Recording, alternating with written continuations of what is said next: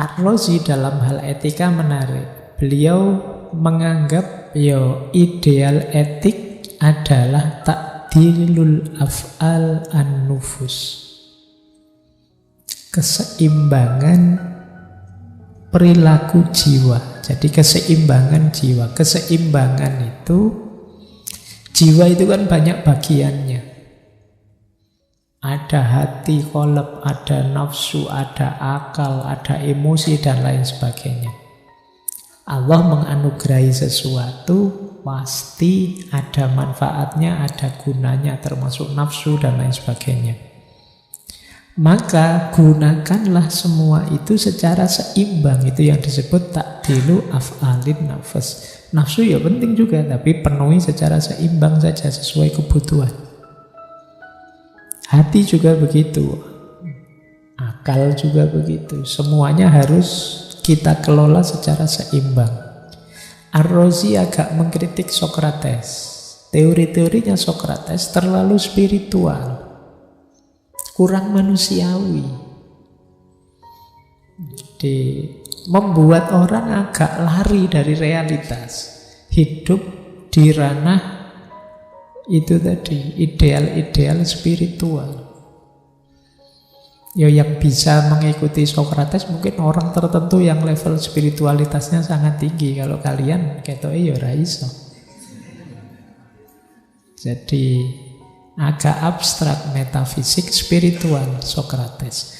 Beliau mengkritik juga Plato. Kalau Plato terlalu idealis. Plato memang teorinya yang paling terkenal tentang idea. Hidup ini sebenarnya palsu. Hidup ini tidak asli. Yang asli itu ranah idea, yang sifatnya ideal. Kalau saya lihat manusia, lihat kalian, itu kan ini ada yang rambutnya panjang, ada yang gondol, ada yang rambutnya cepat. Semua tak sebut manusia. Ada yang jelek, ada yang ganteng, semua tak sebut manusia. Kenapa? Karena ada konsep sempurna tentang manusia di kepala saya. Itu yang disebut ideal.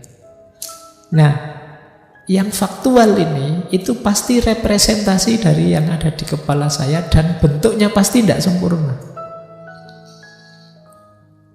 Itu Plato. Kalau saya lihat satu, ini kan tidak ada orang yang perfect bentuknya sempurna, tidak ada. Selalu ada kurangnya.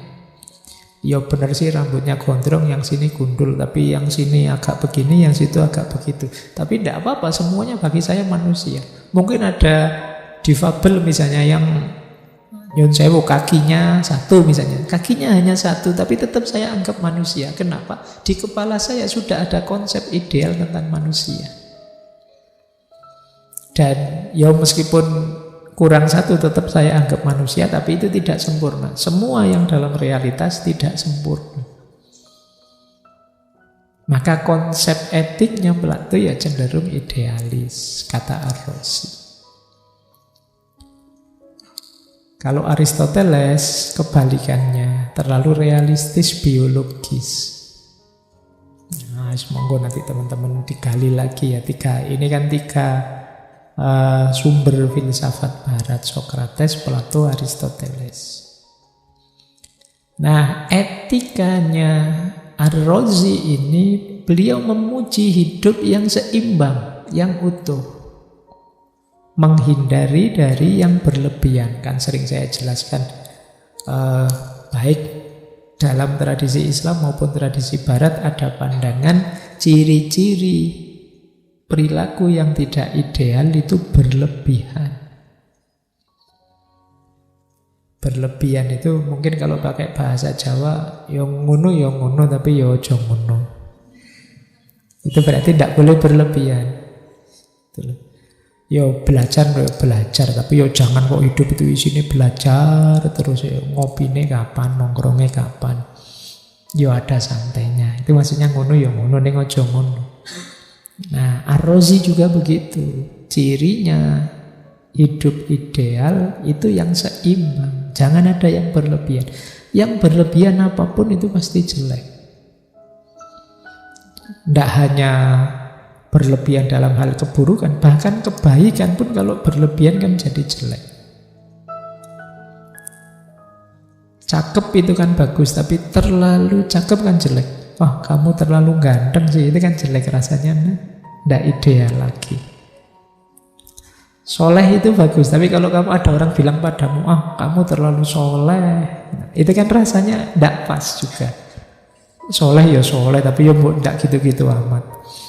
Ngono ya ngono, neng ya aja ngono. Itu etik untuk tidak berlebihan.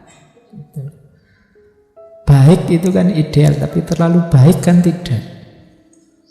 Makanya kalian kalau nembak orang yang kamu taksir terus ditolak, kadang kan alasannya kamu terlalu baik buatku. Ya, karena terlalu baik tidak ideal. Wis biasa saja yang baik gitu aja. Jadi ternyata dianggap terlalu baik itu alasan untuk nolak kamu. Berarti baik itu kan terlalu baik, berarti kan tidak pas.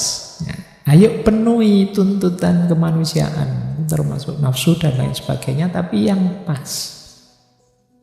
Nah, oke. Yang bisa ketemu pasnya hidup yang utuh seimbang itu siapa? Para filosof. Jadi para filosof itu kan yang mampu berefleksi, yang mampu menemukan keadilan, menemukan kebaikan. Hiduplah secara filosofis. Ya meskipun kamu tidak berani menyebut dirimu filosof, tapi hidup secara filosofis itu hidup yang reflektif, menemukan titik bijaksana, menemukan hidup yang utuh dan seimbang. Ya dunia, ya akhirat. Ya ibadah, ya santai. Ya kerja, ya libur istirahat. Ini seimbang. Nah, menemukan titik-titik batas ini penting orang ngerti filsafat, bisa berpikir reflektif. Jadi kapan saya harus tidur, kapan harus bangun, kapan medsosan, kapan membaca dan lain sebagainya. Karena kalau tidak pas ya itu tadi. Wah ini terlalu banyak medsosannya, males membacanya. Terus kamu alasan, kan medsos juga dibaca Pak, sama-sama membaca. Jadi dasar etiknya Ar-Razi ini keseimbangan jiwa yang itu adanya dalam hidup seimbang yang dimiliki oleh para filosof. Terus beliau juga mengkritik kalau seseorang kalah oleh nafsunya. Apa sih nafsu itu? Nafsu itu sebenarnya alamiah. Berarti setiap orang ya punya nafsu. Sayangnya, ya setiap orang punya nafsu ya. Bentuknya apa? Sebelum sayangnya bentuknya dulu. Dorongan biologis dan psikis untuk mencari kesenangan dan kelezatan tanpa pertimbangan. Itu nafsu.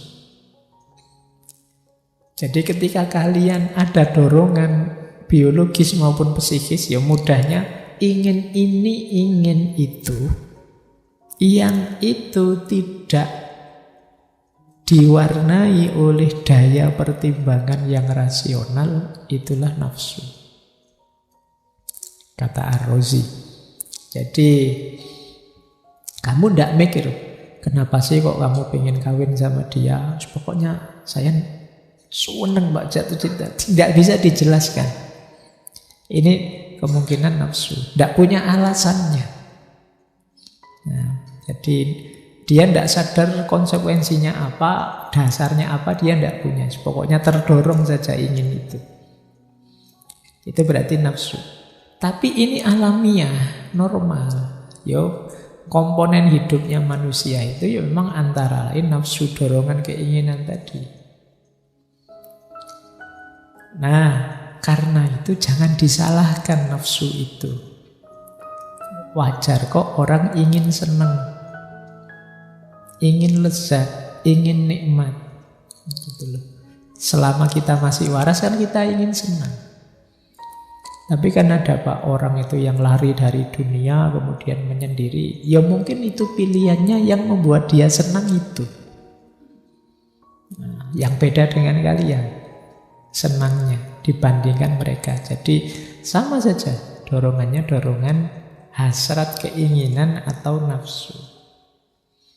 Nah, keutamaannya nafsu terletak pada ketika akal hadir, rasionalitas hadir, mengendalikannya. Kalau tidak bisa dikendalikan, akalnya kalah, ya manusianya jadi bahaim, bahima, jadi binatang.